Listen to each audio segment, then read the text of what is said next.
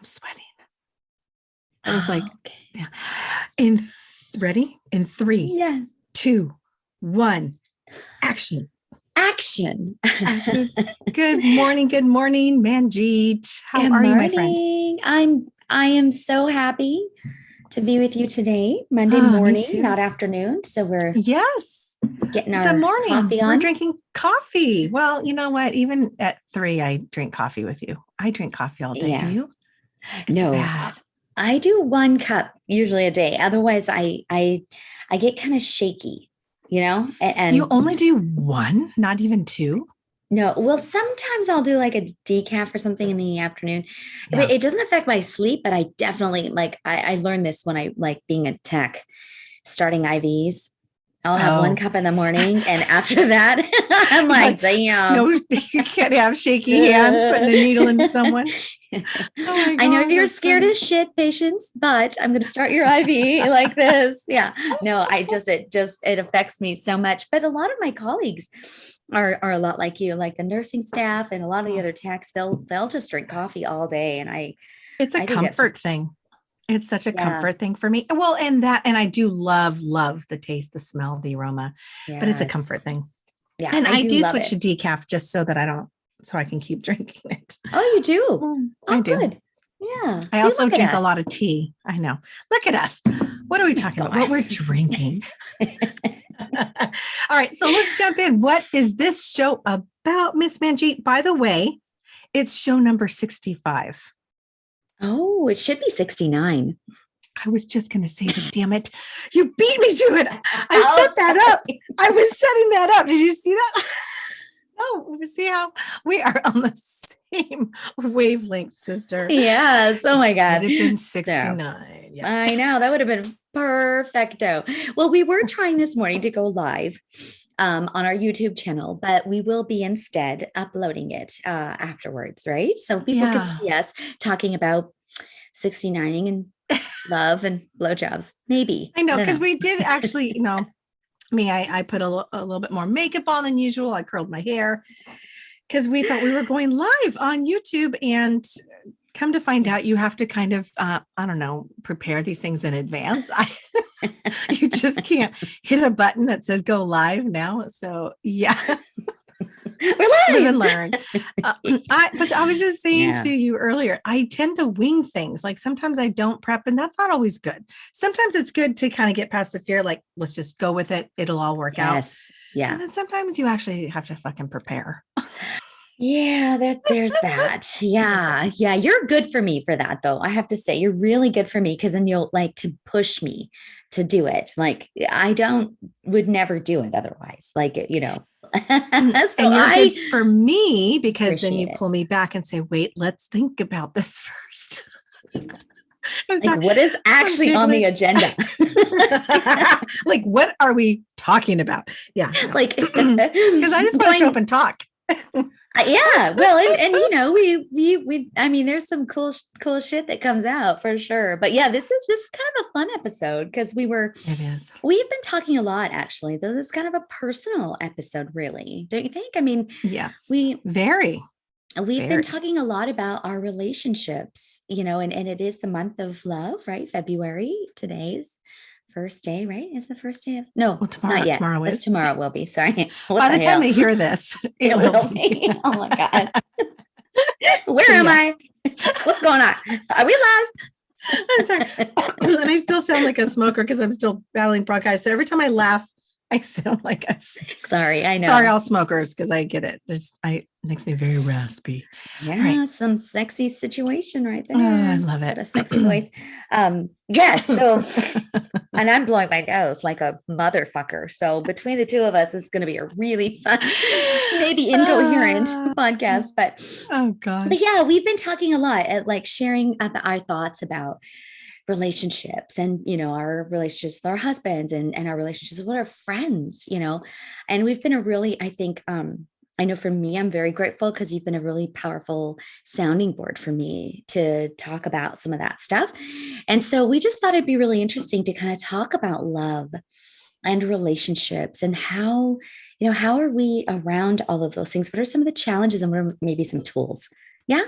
Yeah. And just kind of, shining the light on uh, how we love, right? Because Yeah. we, again, I know we're all these beautiful light beings, but we're here in this human vessel having this human experience. And, depending on geography and environment and where you were raised, there's so many elements of how we love and how we receive love that I think is important to touch upon and talk about, because it's not black and white. It's not just like, yeah, I love you, you love me, and we should be great. It should be all good.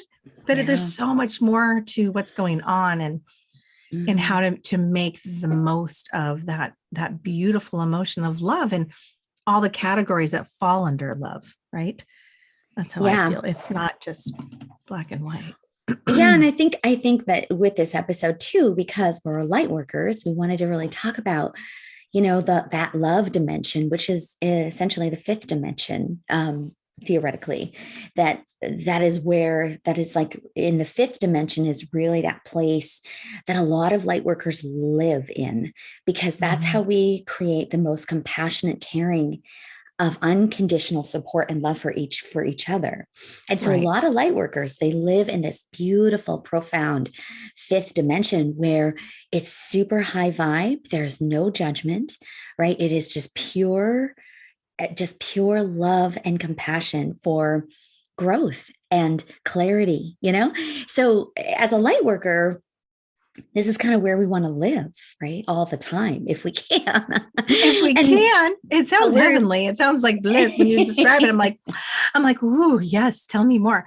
Yeah. But it's true. That is a place. And I agree with you that as a light worker, and depending on one level, and we talked about that in one of our episodes of if you're a light seeker, light worker, light warrior, light master. Yeah. When we're doing that work, when we are, especially if you're really doing it as your everyday life as a light worker, maybe not just bringing in your intuition to your career, but I'm meaning like if you are a light warrior and that you work and heal with, help heal people, if you're a healer, if you're an intuitive, if you're a medium, if you're a psychic, all those levels, if you just take it up a notch, when you're serving and working with other people, let's say you're an intuitive massage therapist, your hands are touching these clients and you have to be in a space of no judgment, of no comparison, no ego. You kind of have to remove all that, right? So, and being in that fifth dimension of pure love and ease and an acceptance, like to me, love and acceptance go hand in hand. So I know that when I'm in a reading with someone, especially if someone is in grief, I really have to hold myself in that space of pure love. I have to. Otherwise, I can't serve them. I can't do any good. I can't connect. But what's interesting is that I'll do a reading and it's beautiful. Their loved ones come through, angels come through with messages and healing. And then the hour's done, I close, I blow up my candle, I go downstairs to refill my coffee. And there's my husband who's working from home. And I immediately go from fifth dimension all the way back down to this plane. Yes. And I'm like annoyed because he did something or blah, blah, blah. Like, what the hell is that about? I know. I can just drop so boom. And I think that's also why I wanted to do this episode, is to talk about being in that love, using love every day as a light worker and how to apply it to my everyday life as a human. Yeah. Yeah. I mean, because it is right. I wonder if it's about balance, because we are doing kind of this really high vibe work that you're kind of pulled out of our 3D bodies a little bit. Like, I know I don't remember a lot of the things that I'm saying, because at that point you're a vessel, right? Of just pure, honest love from the universe. And that fifth dimension is really where that energy gets like transmuted and clearly brought through. But then, it's almost like when we get back into our lives, our 3D lives, it's kind of like, like I know sometimes I just feel so heavy and I'm snippy, with the people that I love the most. And I'm like, snippy. That's such a cute little way to say it. Snippy. Snip. I mean, Yeah. I can be a royal bitch sometimes, Yeah. but I always say, no, it's so true. And sometimes I Yeah. get frustrated. Like, how is it that I can hold space for a stranger, but the people that I love that are near and dear to my heart, Yeah. I don't always. And maybe it is energy, maybe it is balance where I need to, okay, Yeah. maybe there's a little transition somewhere between my reading and going downstairs and dealing with my Yes. I husband. love You that. know? Yeah. Yeah. I think Yeah. that's a great, I know I transition all the time in between readings. I never go up immediately.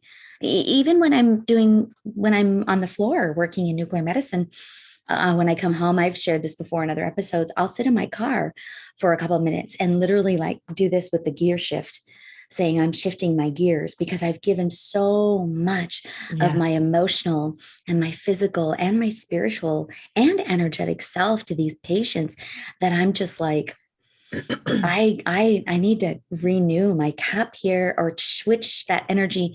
I love that word that you said, transition, so that they're getting the best of me too, but Yes. it is a very 3D existence. It's dinner.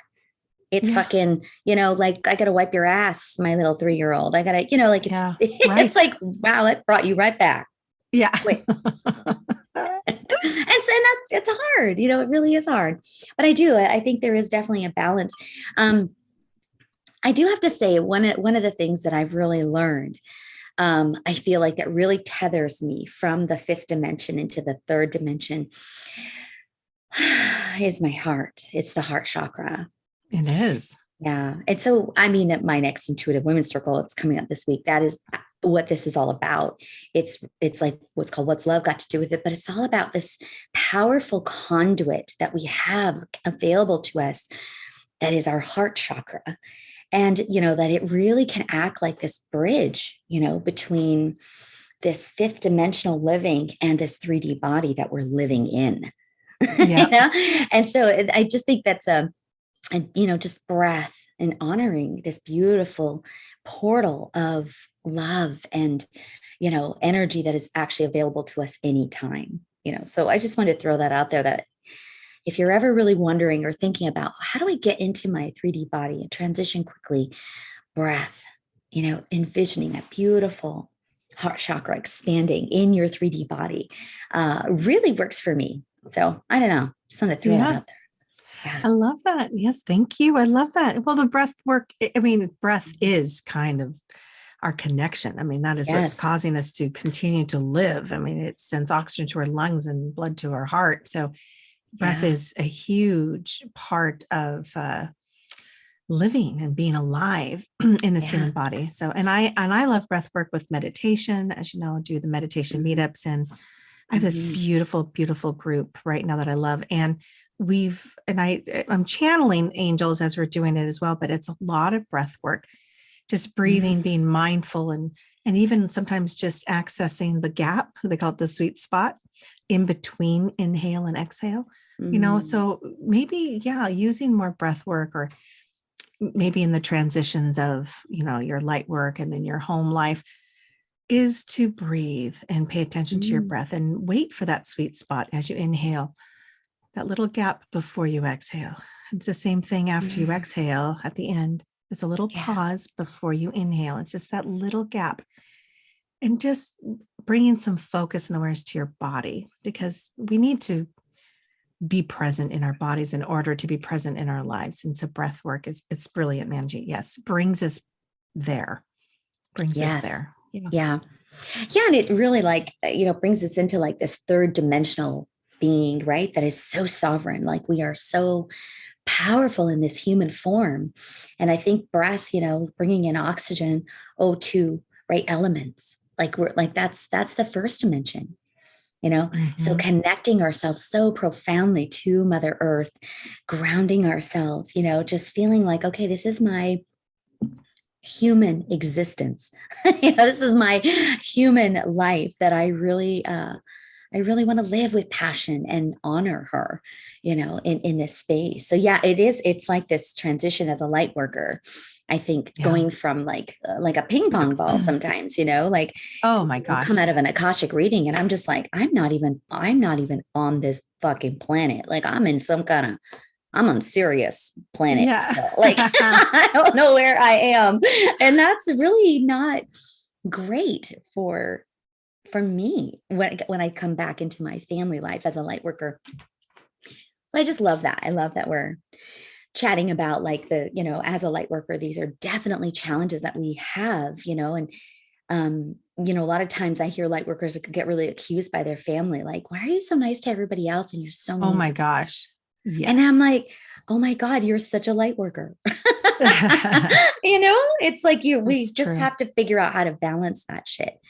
Yeah, because we work so hard at removing ego in our work. And then I feel like in that transition, or maybe lack of transition, when we come back to our human experience and our family and our husbands that drive us crazy. And then all of a sudden we realize that, oh my God, ego just showed up, that internal voice that is not kind, that is critical, that it could be of someone else. So I'd love to maybe talk about ways, for us to acknowledge how to do better with our love as a human. Mm-hmm. Is that cool with you? Like getting into, we discussed the 5 languages of love, or 5 love languages. I always say languages of love, but it's actually love languages. Yes. And I'm sure our listeners have heard of this before, or the book. Excuse me. And Gary Chapman. It's a Gary Chapman book. Yes. It's a great book to talk about love. It is. Yeah. It's been around for a long time. And they even have it for children, which we have that as well. I haven't really dove into that. Is that the right word? Dove? Probably just dive into it. I haven't but it's past. I haven't dove in. I mean, maybe dove in. I haven't dived in. I haven't dived. Anyway, words are important to me. So that came out and I was like, that doesn't sound right. Anyway, but it is true.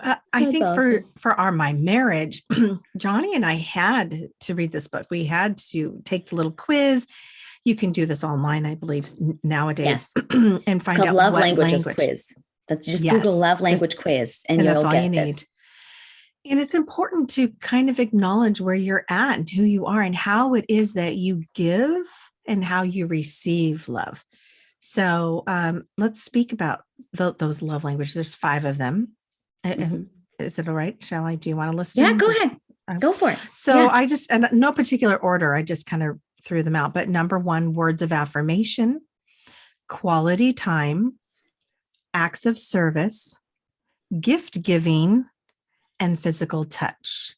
So those are the languages of love. And so depending on your quiz and the test you take, you'll find out which category you fall under, that of how you prefer to receive love. Now you might have 2 that are really close, where you'll have like an A and a B. When I took it years ago, I should probably update it because I'm sure it's changed. Because we were saying it's probably changed as we evolve and grow and expand and add children. Exactly. Yeah. But I was words of affirmation, followed by quality time. How about you? What are you? I'm definitely acts of service. Definitely acts of service. That's Acts good to know for me as your friend too, by the way. Yeah, girl. No, you're good at that. But yeah, I love, but I've also developed a real love of gifts. Oh, yes. I have to say, I was never like a big, but I have the best. I have to tell you guys, I'm the best fucking friends who give me the best gifts ever. Isn't just feel interesting. So do you think that you exude? Do you think people intuitively know, like, oh, I feel like, because when we first started, connecting and working together, I found myself in shops going, ooh, I think Manjeet would like this. And I just started to shower you with gifts. And I thought, that's weird, because I didn't know you that well, but I'm wondering if that was an energy that you exuded or that I picked up on. It's so interesting. But I've never had that before. I've never been a big receiver of gifts. I never really had a lot of gifts. We're a pretty poor immigrant family. It wasn't really a thing, and so I was very, I was really shocked as I progressed into my life, that I really love a heartfelt card or like a gift, that it really, Yeah. it's like you really see me, So whenever people say to me, and actually this happened this Christmas, you'll find this interesting. We had some friends come by and they said, "You're really hard to buy for, Manjeet." And I was like, wow, interesting. I And maybe disagree. they don't know me as well. Maybe That's like, yeah, so I that's just thought that was, interesting. I just thought, because I am so like Chelsea, one of my beautiful, beautiful intuitive women, and she's at all of our beautiful goddess gatherings, and she's just this beautiful soul. She'll pop over and just bring me gifts. I'm just overwhelmed by I love them. Interesting. Like and she's such a creative, beautiful person that so yeah, I don't know. Love that. Yes, I like Chelsea's gifts great. now. So when you took the quiz, that's what came up for you? I think it was, how long ago did you take it? Yeah, I haven't done the quiz in a long time, but I do feel that it is important to update them. Like you said earlier, I do think that they do change and morph with our lives, and the people around us. And yeah. Like, for example, and I mean, like physical touch. I do like physical touch, but there were times in my life that I really didn't want a lot of physical touch, or it wasn't like a sexy touch. It was like, right. I need to hold you. Like, I just want to hold you touch, because I was, really stressed and busy and, so they kind of change, So what about your husband? What are his love like? Well, this is about. It is the dynamic and understanding. So yeah, you were saying acts of service and then gift giving, right? So maybe they're close in there. Mine is words of affirmation, and I find this interesting because I think when people hear words of affirmations, oh, great. So you're the one that like has to be told that you're gorgeous, you're amazing all the time. And it's not that. It's not, it's words in general. And because I'm a writer too, I love words and I love expression and I love communication. And it could be a card. It could be, something in the way people speak. It's conversation. It's connection for me. Words mean connection and communication. So, and then I was followed by really, really close up there was quality time. And that's just being together. And even if quality time is watching Netflix together, it's fine by me. I just love doing things. That's probably why I do gatherings, because I love being together and doing something beautiful, awesome, fun, exciting. I mean, this is why we threw Christmas parties for, a decade. I love parties, events, gatherings of being together. And that to me falls in alignment with words of affirmation, because we're all talking and laughing and connecting with one another. How are you? How have you been? So my husband is like you, he's acts of service with quality time as I think his also second. So that, thank God for that. Because the acts of service, at first, in the very beginning, I was like, oh, okay, that makes sense. He that works. He likes it when someone offers to do something for you or shows. It's more of an action, is what I would say. It's more of doing things to show your love, right? So he would clean my car, or he would, do the laundry, or he would pick me up a coffee, those little things. And as so isn't that sweet? And like, I love that. That's like my language. Like exactly. Like if you want to get a blowjob from Manjeet Russell. Oh my God. Which we're going to get into. We'll talk about those things because we were saying. Sorry. Yes, you were saying. Sorry, yes. I totally blowjobbed you out. No, it's fine. It's definitely an act of service. Yes, I love it. But I was just saying how as have evolved as a married couple of being together for like, I don't know, I think it's like 27 years now, right? It's a long ass time. His acts of service have become a pain in my ass. After a while, I'd be like, dude, like, why would I do all this stuff? So I have to work my ass off and I could do all these tasks for you when you don't say anything nice to me, like we haven't had dinner and a conversation. Like I want to connect and feel good. I don't want to be like passing through the night, and then all of a sudden I'm supposed to quote unquote service you, you know? Yeah. So it's definitely, it starts to, and he says the same thing. Why would I say anything nice when you don't do anything for me? Yeah. So it's, you know, it's this weird give and take of understanding. And it isn't so black and white, where if you could just tell me you love me and I'm beautiful once in a while, then I would probably get you, you know, I would probably make you breakfast this morning, or, you know, those Yes. kinds of things, because I'm not feeling engaged or loved or in a connection, because that's my language. That's my love Yes. language. And so it's hard for him to speak my love language when I'm not speaking his, and vice versa. Yeah. Isn't that So interesting? those two, yeah, it's hard. And of course, a lot of men are physical touch, just FYI. I mean, they do find that it's either it's 1, 2, or 3. It's like, it's up there. Yes. I always notice, and I can pick out someone's love language if they're physical touch by even females that are next to me and talking where they're really close, you know, or they always have their hand on your shoulder, or when they tell a joke and lean and laugh, they're touching you, you know what I mean? Yeah. Or I mean, I have some girlfriends that'll like walk next to me and, you know, grab my arm. And so it's interesting. That's totally me. Yeah. Yes. They'll totally like touch. And then there's some women, they're like, sorry, I don't hug. Like, I'm not a hugger. Right. But I'll sit and talk to you all day long, but we don't have to hug, you know? So it's very interesting. And I think simply knowing about these languages will help us, even with our children, help to provide someone love on their level that they receive it. So if John tried to keep doing acts of service for me, knowing that that's not my language, it may be his, I'm not going to receive it very well. Yeah. In fact, I'm kind of annoyed. Like, why do you keep doing that? You know, what's worse, that's how I feel. Yeah, exactly. What's worse is then you feel like he feels bad because you're not seeing him. So he's upset because he feels like he's giving, but you're not receiving. I'm not receiving because that. that's not your language. So it's like really, I think, important to identify what is your love like what are some of your love languages, but then also what are their love languages? And that's the stretch where you kind of build that bridge and say, oh, you really like quality time. What does that mean? And then have that conversation. Quality time means creating a special moment together.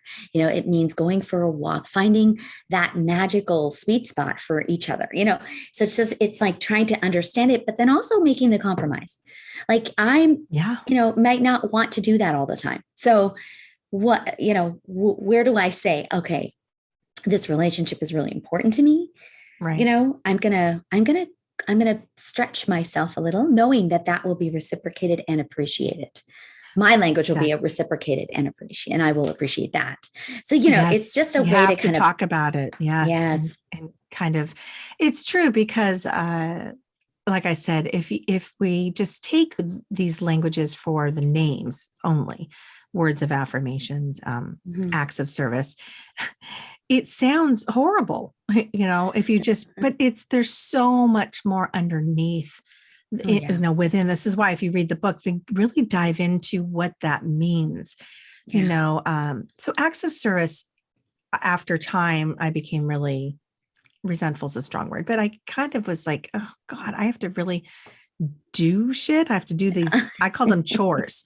I have to do chores in order to prove my love for you. Can I just tell you how handsome and gorgeous you are? And can we like go for a walk and do stuff? But no, but I realize it's not tasks and chores. It's the thought of me saying, hey, I'm going to run to, you know, grab a coffee. Would you like one? You know, just, and then that's an act of service. That's showing that I care about him and I love him.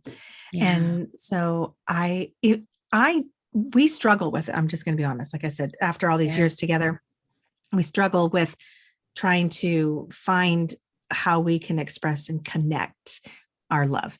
And then we always bring up the language like, I forgot. Yes. It's not top of mind. So if you guys are listening out there and if you already know all about these, then pay attention, or maybe retake the quiz and find out where you're sitting today, and have your partner also retake the quiz. I would have your children take the quiz, and just kind of get a feel of like, oh my gosh, in our household, we've got 2 acts of service and we've got 3, quality time and blah, blah, blah. I'll just tell you right now, teenagers are gift giving or Oh yeah. slash money giving. Yeah. Yeah, So, I know. I have but one. One is an affirmation girl, and the other one is probably gifts. Yeah. Yeah. It's funny, yeah, but you can kind of tell already with your kids. Like, I mean, the people around you, like, instinctively, I think intuitively, you can kind of get a sense of like what their language is, don't you think? yes, absolutely. But it's so important to be aware, I think, and actually take this in, get to know your partner. And this Valentine's Day, which is coming up, oh my gosh, like in a couple of weeks already. I can't believe we're already in February. It's so crazy. Yeah, it's weird. But yeah, maybe make that be part of your gift if you don't already know about the love languages. Like really dive in and say, hey, I want to find out where I'm at and how I give and receive love. And I want to know about you and Yeah. see how you can blend and mesh. Now, I have never come across a couple that have the same love language. Have you? Mm. Like, I'd love to speak to Well, that if I someone think does. Will and I both have acts of service together. Like that is definitely where we meet. Wait, He his is the is same language? Well, yeah, also he is his physical touch, but we really are very connected with quality time and acts of service. Those are kind of our big ones. He's like we like to do a lot of the same things. Yeah. Like we're homebodies. We have a really profound love of movies. We love to experiment like with new drinks. And so we have a lot of like shared time and a lot of acts of service, but the physical touch definitely, to be totally honest, that has really shifted for me as well. I know that's really important, is still really important to him and me. But I know when I, was pregnant with the girls, it was one of the most stressful times of my life. Like when I had Mira, I was launching my nuclear medicine staffing agency. So Mira was born June 28th, and I had launched scanners July 1st. And so I had it was like I was giving birth to these 2 huge things, Exactly. Yes. And so I'm sorry, but I was not in a very physical place at all. I'm sorry. After you have a baby, Yeah. You can't be. I know. For fucking 6 weeks, by the way. Yeah, I know. But it was a really stressful. I look back at that time and I was just like, I just was so stressed. And so there were so many, and I was exhausted, and breastfeeding and just, yes.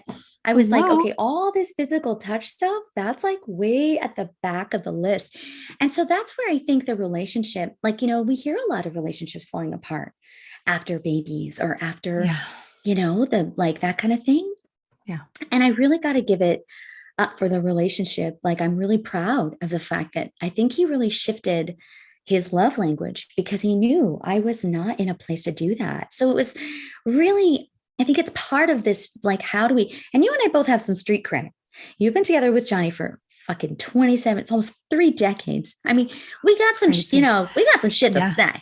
Yeah. And Will and I have been together for 25 years now, but so we're a little behind you, but it's not by much. There's definitely some learning curves happening here about, maybe that physical touch wasn't like, I had so much edema because I was on my feet for like 10 hours a day with the girls, and I had a lead apron I had to wear to protect the babies from the radiation that I work in nuclear medicine. And so my legs were like fucking elephants. I had so much pitted edema. He would just rub my legs, to like help really bring up some of the swelling. And I just thought that was physical touch, but it wasn't. That's acts of service. Oh, but I think he was still touching me. He was still loving me, and yes, but it wasn't, I love it. Yeah. It wasn't like, it was for me, it was still intimacy. To me, it was still love because he loved me enough to see my fucking cankles and go, I can help you with that, Yes, and it was very intimate for me. All kinds of stuff after birth, right? I mean, if you share babies together, they have to, if they're going to stay with us after all that. Yeah. You're the Yes. babysitter. It's so hard. Yeah. It's just really interesting to look back at, some of those things and like how, we have to kind of morph and change into like when people, as we change and grow and learn and experience new things. And even after breast cancer, like for me, my body was not my body. I was so disconnected from her, for a long time. Yeah. And, I couldn't, the physical stuff with the intimacy, I was just so ashamed, like by the way it looked, like I looked different and I was gained a bunch of weight. And it was just so hard. But, Yeah.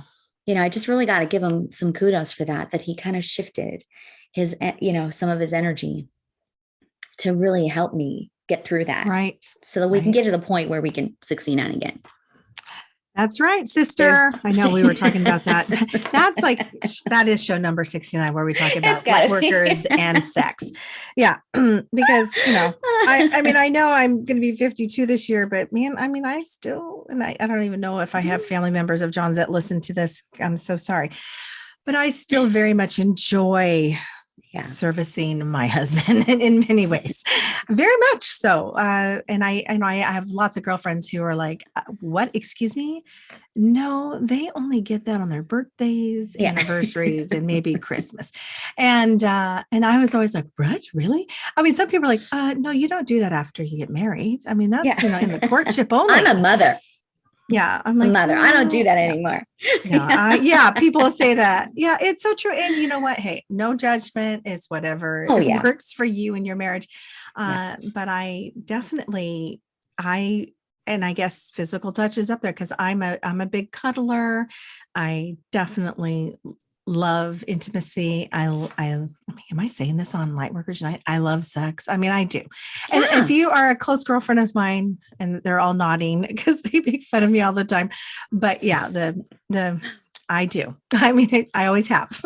There it is. There it is. You can be a light worker and like sex. I'm so sorry, Rose, if you're listening to this, but yes, just know that your son is in good hands. Our marriage relationship, we have that no matter what. That is going great for us. Always has. It's never been an issue, to be honest with you. That's of awesome. All the other things in communication and this and that. And we have our own issues. That has always stayed very stable. It's very interesting. Isn't that interesting? Yeah. So what do you think? Why? Well, I mean, it's both your love languages. I think you both really value physical touch, right? I guess so. Or maybe that's under quality time. Maybe that's there you go. That's what I'm going to say. I don't know. I love that. So interesting. So what do you think is the hardest part of your relationship? Well, communication. You just said the easiest part. So and the hardest part, is it communication? The hardest part is communication. And again, we talk about all the time. It's how we communicate and how we perceive what's going on, what the other person says. And yes, even after all these years, you would think that, oh, you mean you don't finish each other's sentences? No, we don't. We see things differently. I come from a very different perspective and he does. So we always, we try to meet in the middle. I'm way over here. I'm a little bit more laxed and kind of go with the flow. Like I just said, I like to wing things. I just kind of like, let's just show up and see what happens, or let's go here, let's go there. I like to live a little bit more spontaneously, and he's much more structured and analytical. And so, that is good balance. But I think when it comes to raising kids, and especially teenage girls, I think he struggles with it. I think I understand them a little bit more. He feels a little misplaced right now in our marriage and our family life, but that's our biggest, and that's not a horrible thing. And it's probably very common in a lot of marriages. It's communication, where we have to really make an effort to communicate. Connect, have dinners once a week where we say, okay, first of all, let's sync our calendars and then put that away. And we're not talking about kids. We're not talking about bills. We're not talking about life. Like, look into my eyes. How are you? What's going on with you? We have to do that. Yeah. I have to like him for John Corelli, not the dad, not the provider, not even the husband, just like John. I just need to know John, and I need him to know Mayume. So I love that's it. that. Yeah. How I about love you, it. my friend, you and Will? Um, well, yeah, I think the easy part, or the parts that we really, that, I think I honestly, I'm just sitting here thinking and listening to you talking. And I think the biggest thing that has really, like, we have very, very much in common is humor. I think we laugh. We make each other laugh like every day. And I need So that. important. It is So so important. important. And like, he's just so fucking funny. Like, he's so dry, and he makes the girls laugh, and they have the same sense of humor. And so I see it in them, like the way his mannerisms and stuff, they do it now. And I just love that. I think that's been a big saving, a big positive factor in our life, is that, Yeah. we've been through some really dark shit. And, this mom passing last year, and like lots of really hard times. But he just always seems to find this funny balance, and I just I really love admire that. that. Yeah, I Yeah. love that a lot. But the hardest part, I think, in our marriage has been the physical stuff, to be honest. That, I was not in a really good place to just give him that physical honor, that physical need of his, like that he loves that physical touch and intimacy. And I think that was really hard for both of us, because women need to feel emotionally connected to men to be physical, Correct. where Yes. men want to have a physical relationship with you to feel emotional. So, Absolutely. right. So we were kind Spot of on. like, in a couple of different times in our life, in our relationships, it was like this really big disconnect of, I'm not feeling emotionally connected. I'm fucking drained. Like, I got nothing.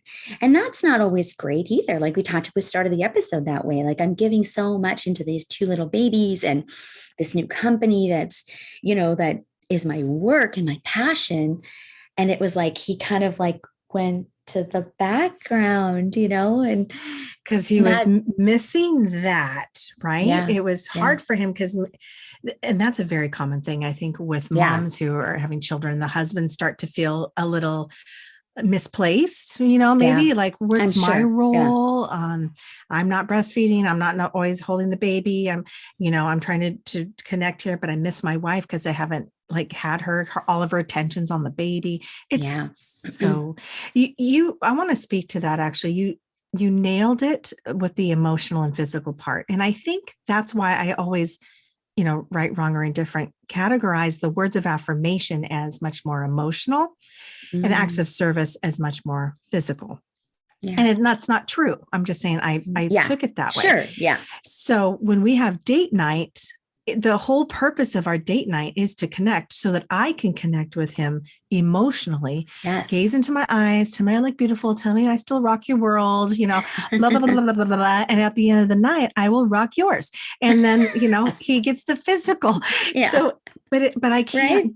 I can't jump ahead and do the physical Yeah. connection before the emotional. So, Yeah. and I don't know if Yeah. that's true for men and women. That could be true for all partners. Like, where do you fall? Maybe Yeah. maybe you need to have that physical connection before, then you can like lay in bed and look in each other's eyes and, give it all up. Yeah. So I don't know. Yeah. I think It's spot on. it's really interesting. And well, and in the book, they kind of talk about this a little bit more, but you mentioned the words of affirmation a few times. And so I just wanted to just say a little bit about that. I feel Yeah. um, like people who really gravitate to coaching love words of affirmation. That is definitely one of their love languages, because coaching is a lot of that. And it's not just that coaches are saying things like, you're fucking awesome. Although my clients are really fucking awesome. Yeah. What we're saying when we say words of affirmation, and I think it's like, why are you awesome? So when you're using words of affirmation, or somebody, and this is really, really fucking awesome tip for teenagers as well, or any of your children, is being very specific about why they're awesome. Like going deeper into those words of affirmation, like, Mayum, I honor you so much and appreciate how you are so thoughtful when you give gifts to me. It makes me feel seen and heard and understood. That is a word of affirmation, right? Because I'm looking deeper. I'm not just saying, you're fucking awesome. I mean, although that's really great too, but going that one step deeper into, why are you saying you're so lovely to me right now? It's like all, going just that deeper level, Yes, why exactly. you are really in love with that person. Yeah. Right. So no, that's exactly what I was because words of affirmation, I always say people think it's on the surface of just saying, oh, you're amazing, you're beautiful, all this.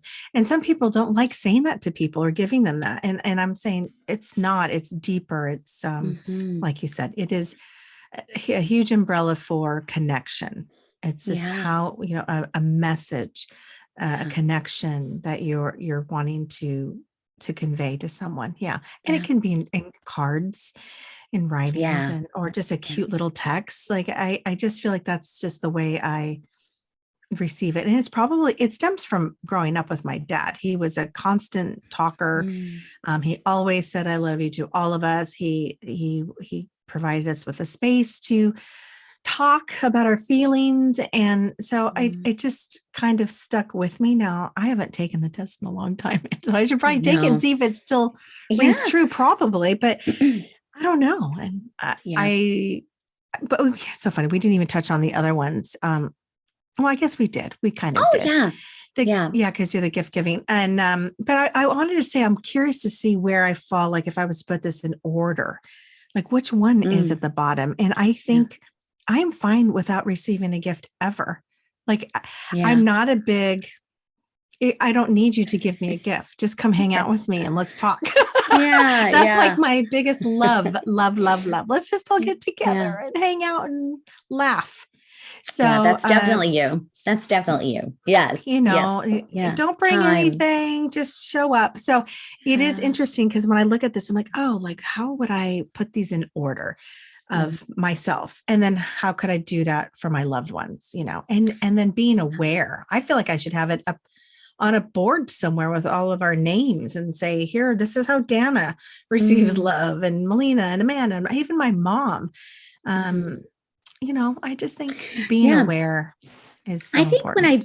If I really think about it, I feel like I'm like, for other people, it's kind of different for each person a little bit. Like with my daughters, I don't need them to tell me that I'm a great mom every day. What I really want them to do is I do love them. Clean their fucking room. Exactly. That's an act of service, right? You know what I mean? Like there are certain things here that I feel like, and even with my girlfriends, it's quality time, that a lot of my sisterhood at this point in our lives, it's time that is so precious. And when they carve out that time for me, I feel so honored because these are some busy bitches. I mean, we're busy women. And so those are like, but then, I have a girlfriend of mine who just is the best, like toucher. Like she, we were at a funeral this weekend and she just knew exactly when to like put her hand on my back and say, I know, I feel you, sister. You're really crying right now. Like, and she just knew like how to honor me in that moment of like, oh, my deepest sadness, so it's really, sometimes you don't need words. No. So I just think it's a really fun thing to kind of look at, in the moment, even, that these love languages might change a little. Absolutely. In the moment. I love that. Agreed. What else did we want to talk about? I love this. Well, I was curious about like why you think why do you think some marriages work and some don't? Like, what do you think it is? Yeah, like it really, right? Like, what do you think is kind of the thing? Like some of the things that really make a marriage work? Because I think our people in our audience are curious about like, oh my God, that's why our marriage works. Or, oh my goodness, that's why my marriage didn't work. Or maybe this is something I see now clear, Just curious. That's such a great, beautiful question. And it's and there's obviously not one answer because it depends on who you are and where you're at and so many factors, right? Circumstances. But I think I said this earlier. My biggest thing that I feel comes right next to love, side by side, is acceptance. And so we have to accept who the partner that we chose to spend this life with, or maybe that we're choosing, or maybe you haven't found that person, is not only do we so drastically and viscerally need and yearn for acceptance, we have to in turn do the same for the person in front of us. So I could sit back like, how come you just don't accept me for who I am and love me and all of my body? I know my body's changed, but I don't feel like you love me and accept me for who I am and blah, blah, blah, blah, all that stuff.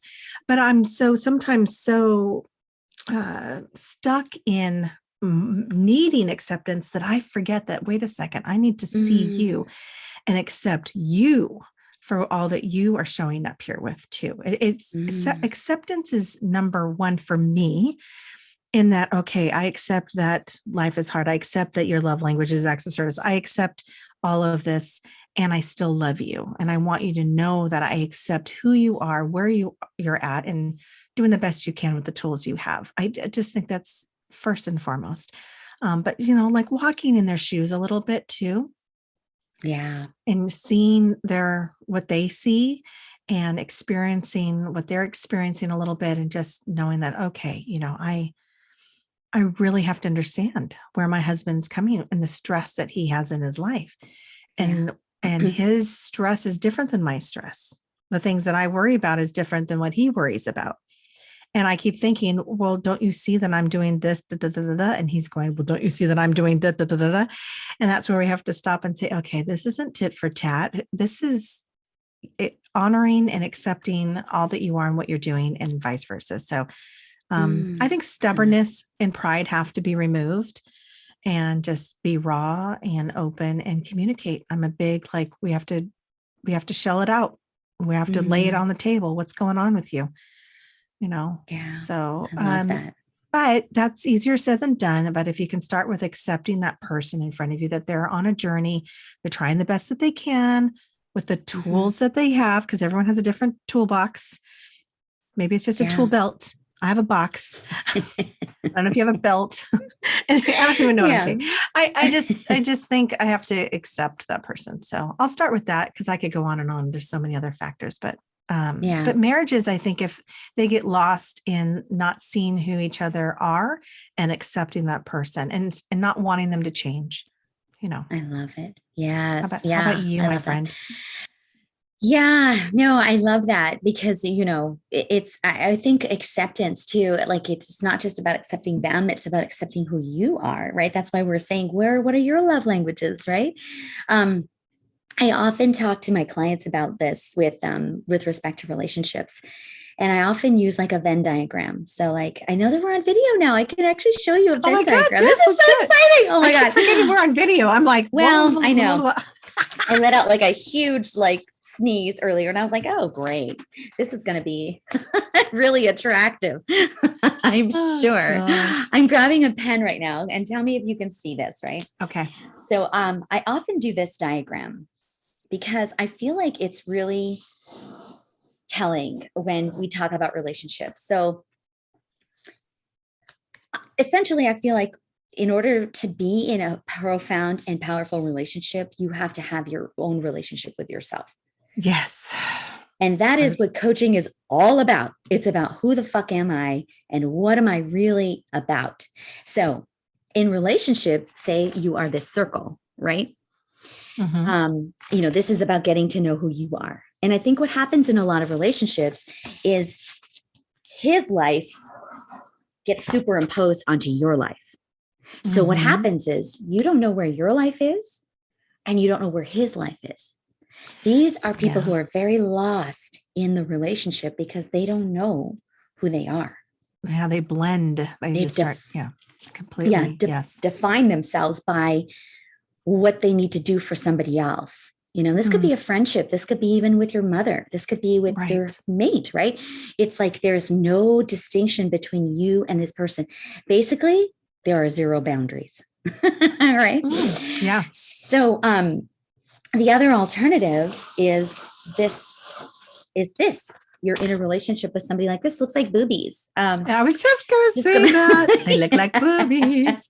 Yes. Okay. Yeah. But this is also very present, right? Where there are two individuals that are actually living under the same umbrella, but they're very separate.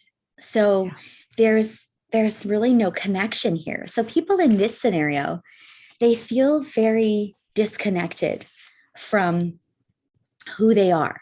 Yeah. And what they're up, who like, they have a relationship with someone, but they have no shared life. They have no relationship with each other that they can be connected to. And this is a very lonely relationship. Yeah. That's like two people who have different bank accounts. They don't share money. Maybe they don't share beds. Like, right. I mean, there's some marriages that are like that. Yeah. And I think, or they just feel that way emotionally. Yeah. They just feel that way, like unable to feel the emotional connection with their mate in order to feel physical with them. So they feel alienated from them, right? So you know where we're going with this. And you already drew the picture, but right here is what I think is really the success. And what I call this in the middle is like, so there's two circles for the listeners that aren't seeing this. There are two circles that are superimposed like a Venn diagram. And right in the middle here, is this like kind of like this triangle or oval that's being created.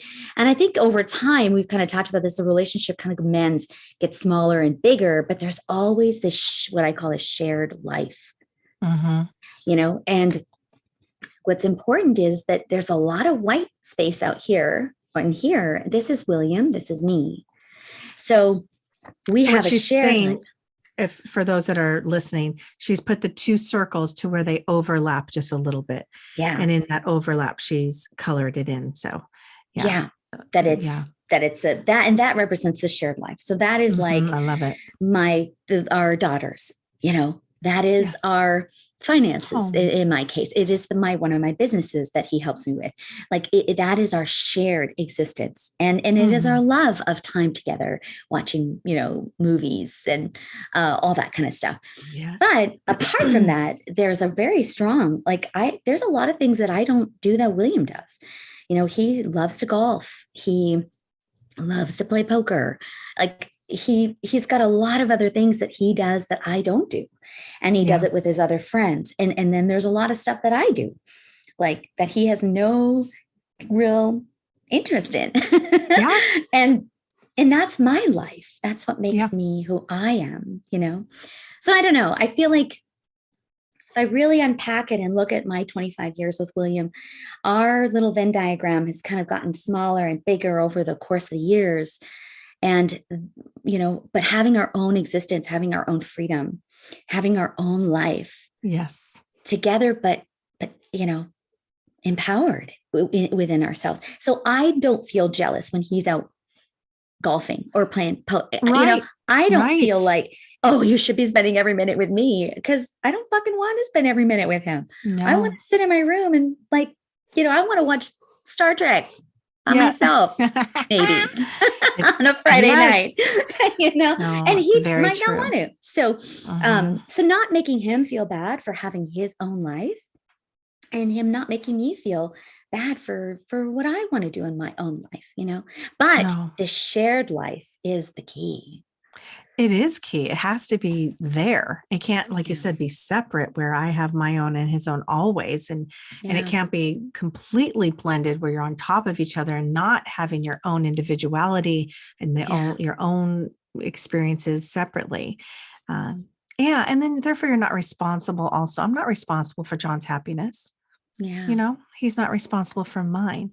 We did choose to spend this life together. And like you said, share it, bring these beautiful little girls into it to better our lives. Like I had children to make my life better. That was my purpose. I don't live for them. They're now I send them off and they have their own journey, but I definitely love the diagram. That was perfect. And it's just so well said. And that's exactly, I think, agree that it makes for a beautiful structure and a foundation for a lovely, successful marriage or relationship in general. Yeah, any relationship. Yeah. And I think part of that circle, just to tie it into the very beginning where we were talking about connecting to that fifth dimension, that's my work. That's my job to say, I really want to live in that higher frequency where I can embrace that love vibration through my heart, through my heart chakra with breath and with power so that I can be in my full power as my own individually sovereign womanhood, but also as a mother, but also as a wife, but those don't define me. I just love the shit out of them. Yeah. So exactly. It doesn't define us. It's so true. Yeah. It's really fun. I love this topic. We could go on and on. Good Lord.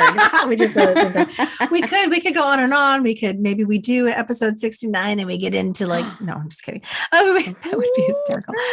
I know that would be like a midnight episode. Oh gosh. I know. Yes. We want to be, I know. Sometimes I like the fact that we are explicit and that we are a little rated R, even in our light work. Oh yeah. I mean, I love that we have to let everyone know that yes, there will be F-bombs. Yes, we're going to talk about. I can't believe you said blowjobs on this, but yeah, we talk about blowjobs. I mean, whatever. We talk about sex. We talk about connection. We talk about people and real life, and that's real life is all that stuff. So it's kind of who we are. So I think at this point, if you're into season 2 already, you kind of know what you're going to get. Yeah. But if you're still with us, we talk about all kinds of weird shit. Yeah. And I love you. This was so much fun to talk about and share our thoughts about it. And I kind of feel like I had some love relationship counseling a little.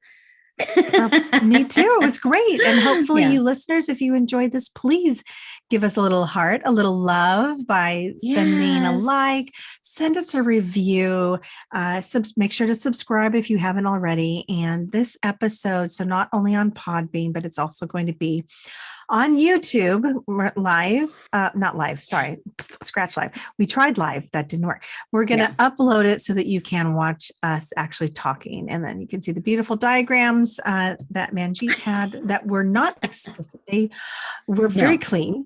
Although it kind of looked, it could look like a little, the boobies and then maybe a little, little box. You did make it a little darker too. I did.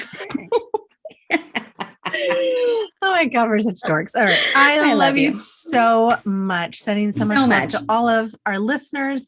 And we didn't even talk about what's upcoming, but you have obviously a circle coming up this week. Yes. Mm-hmm. This will be uploaded on Tuesday. So here's to that. So that is love. Wednesday. Yeah. Wednesday. And then Thursday, there's a 10 a.m. session with some spots still available in the 5:30 session on Wednesday, February 2nd. And it's, what's love got to do with it? So it's all about this stuff we're talking about, which is kind of so weird, Mayume. That was not part of the plan. But that just was so weird that happened. I just think very divine, I'm not surprised, but it's just so cool. And then we have our goddess gathering coming up next, in February. So yes, we can. Next week is my sacred circle. Right? Oh yes. Jeez. Oh my God. February. Yeah. And that one is about mediumship. Actually, it is connecting to loved ones. I'm going to help teach people how they too can connect with their loved ones. We'll talk about mediumship, and then I will deliver some messages towards the end is what I'm feeling called to do. But you're right. Our goddess gathering, my gosh, is this February 16th. So just in a couple of weeks. Yep. Which is about beauty. That one's going to be lovely. Yes. So if any of this resonates with you, with beauty and love, this is her energy. She'll be coming forward with lots of really great insights about how do we, invite that love, that really profound love of ourselves too, so that we can show up powerfully for each Absolutely. other. Which it starts with us. We have to really, Yeah. truly love ourselves unconditionally in order to love someone else. So yes. start with What's us. love got to do with it? I love it. I love it. Oh my, I was singing. Oh, you're the best. I love All you. right, we should probably wrap it up. Okay. They're like, are they going to end this show? Love you so much. Sending so much love to everyone. Take care, everyone. We'll talk to you next week. Okay. Bye. Bye. We love you.